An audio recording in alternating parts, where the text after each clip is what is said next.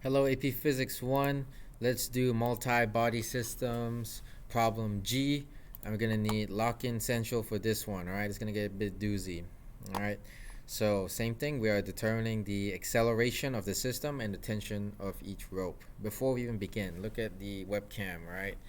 At the bottom right, okay? You see the 15 kilogram mass is heavier on the left side, so the entire system is going to move kind of like this, okay? That means when we draw a free body diagram and we sum up the forces, we want to put the positive y pointing downwards, right? Because that's where everything's moving. And then that middle mass, right? That one has a left and right motion. It's going to move to the left, right? So we'll put positive y down, positive x in the left direction.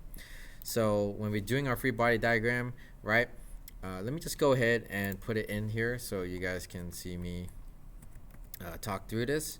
But for our free body diagram, you want to focus on one mass at a time. Okay, so let me help you guys out here. So again, what I just talked about, positive x to the left, positive y to the bottom. Mass A, right? We're labeling the 15 kilogram mass as A. There's only two forces on it, right? The force of gravity, which pulls it down, that is called MAG. That's how you calculate force of gravity, right? Mass times gravity. What mass? This one is MA. And then what is gonna pull it up, right? Yes, it's gonna move down like this, but it's still being pulled up by a tension of T1. You can imagine, right? If this stuff wasn't there, it would just be MAG. It would accelerate downwards faster, but it's being held up by T1. That's it for mass A. Now mass B, which is the middle mass, we got more forces happening, right?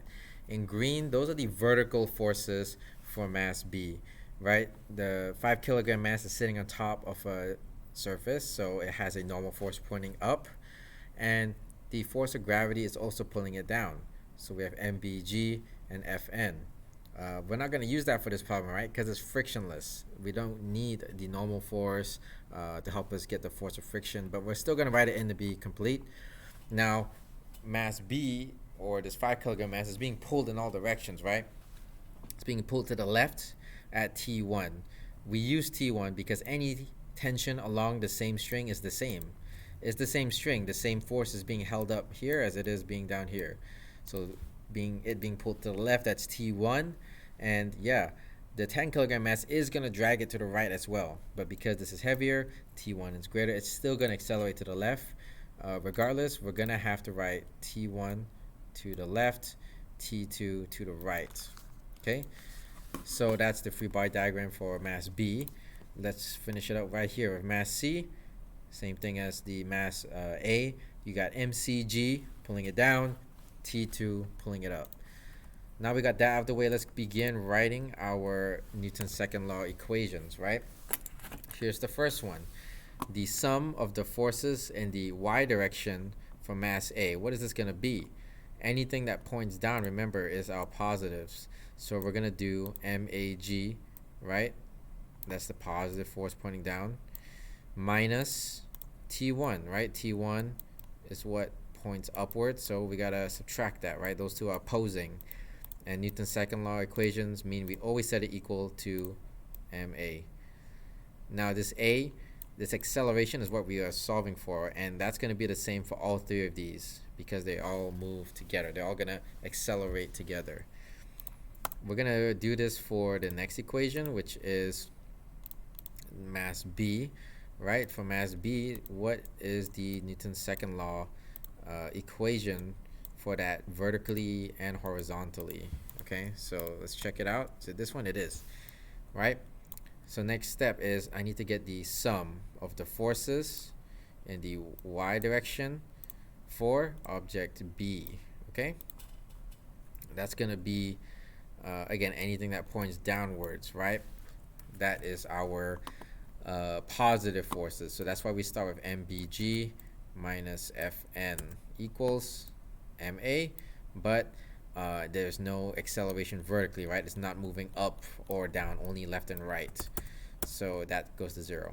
I put in black here because for this problem we will not be needing it. But again, to be thorough, we will include it. That's only half of that. The rest of the work for object B, Well, now I need to sum the forces horizontally, right? I got two horizontal forces here. I got T1 pointing to the left, then I got T2 pointing to the right. So how do I sum it up? Well, I put the positive force first. Whatever points to the left is positive. So that's going to be T1 subtracted by T2. And again, always equal to MA. Okay, kind of ignore those arrows. Those are for later. All right. That's Newton's second law equation for object A. There's two Newton's second law equations for object B. Now we gotta write the Newton's second law equation for object C. So that's gonna be this one right here. Okay. So for this one, here we go. The sum of the forces in the y direction, right? The y direction for object C.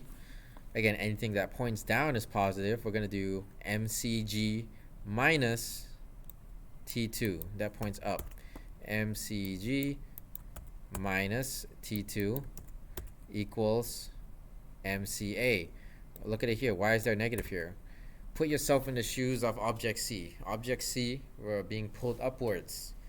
In our frame of reference, that is considered the negative direction. That's negative.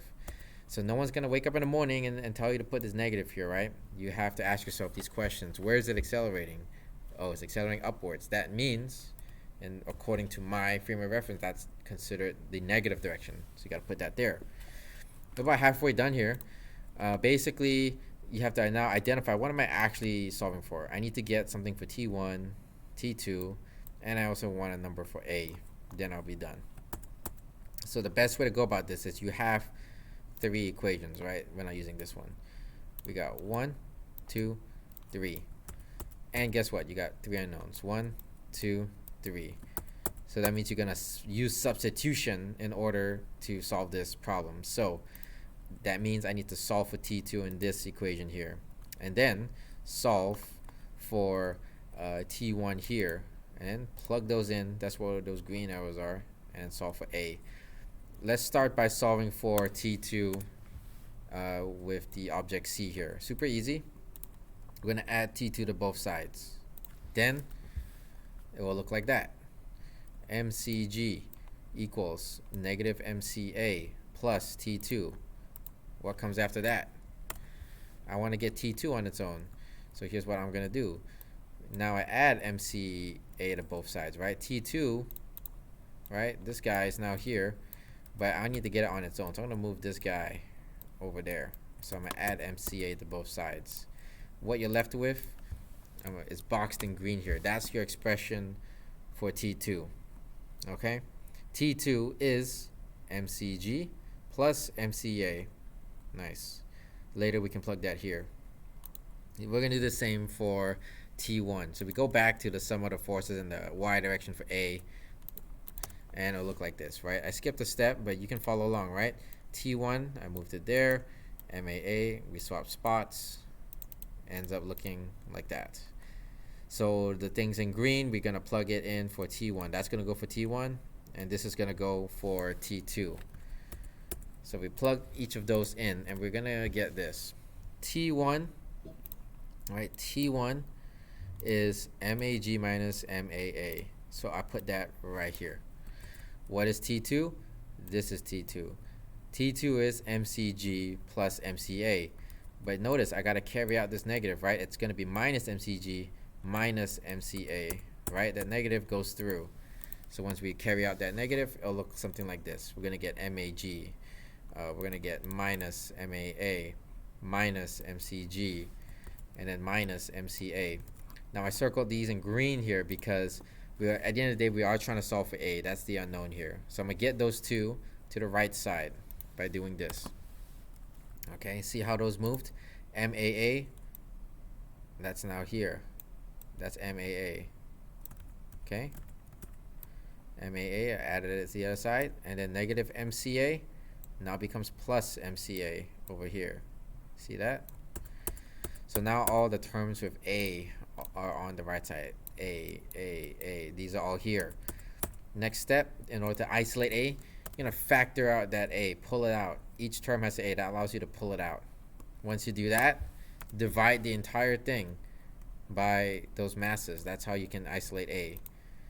And then everything you can plug it in. MA is 15, G is 9.8, MC is 10, G is 9.8, MB is 5, MA is 15, MC is 10. Put it in the calculator, you'll get acceleration is 1.63.